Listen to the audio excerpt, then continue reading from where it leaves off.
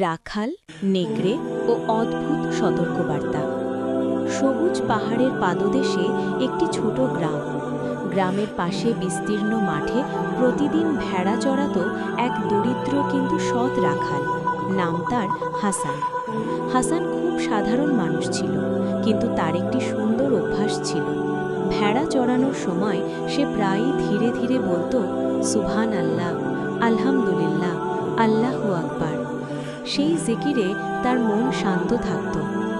একদিন বিকেলে আকাশে মেঘ জমেছে, চারদিকে অদ্ভুত নীরবতা। হঠাৎ ভেড়ার পাল ছুটোছুটি শুরু করল। হাসান ঘুরে দেখল একটি বড় নেকড়ে ভেড়ার ওপর ঝাঁপিয়ে পড়েছে। সে দৌড়ে গিয়ে লাঠি দিয়ে তাড়িয়ে দিল। কিন্তু আশ্চর্যের ঘটনা ঘটল।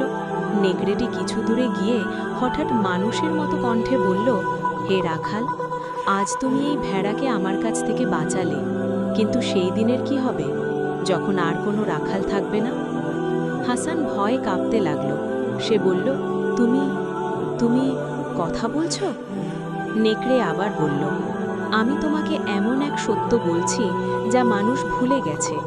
মানুষ যখন আল্লাহর জিকির ভুলে যাবে, হারাম সম্পদে ডুবে যাবে আর বাহ্যিক সৌন্দর্যের আড়ালে হৃদয় পচে যাবে, তখন পৃথিবীতে বড় বড় বিপদ আসবে। হাসান বিস্ময়ে স্তব্ধ হয়ে গেল। সে দ্রুত গ্রামে ফিরে গিয়ে সবাইকে ঘটনা বলল, কিন্তু গ্রামের অনেক মানুষ হাসতে লাগল। একটা নেকড়ে আবার কথা বলে নাকি? কেউ বিশ্বাস করল না। শুধু গ্রামের এক বৃদ্ধ আলেম বললেন, এটা অদ্ভুত কিছু নয়। রাসূলুল্লাহ বলেছেন, শেষ জামানায় এমন সময় আসবে যখন পশু মানুষকে কথা বলে সতর্ক করবে। এই কথা শুনে অনেকে হৃদয় কেঁপে উঠল।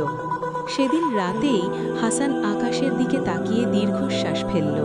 সে মনে মনে বলল, হে আল্লাহ, আমাদেরকে গাফেলদের অন্তর্ভুক্ত করবেন না। তারপর সে আরও বেশি করে জিকির করতে লাগল, কারণ সে বুঝে গিয়েছিল, মানুষ যখন আল্লাহকে ভুলে যায় তখন পৃথিবীও মানুষকে সতর্ক করতে শুরু করে।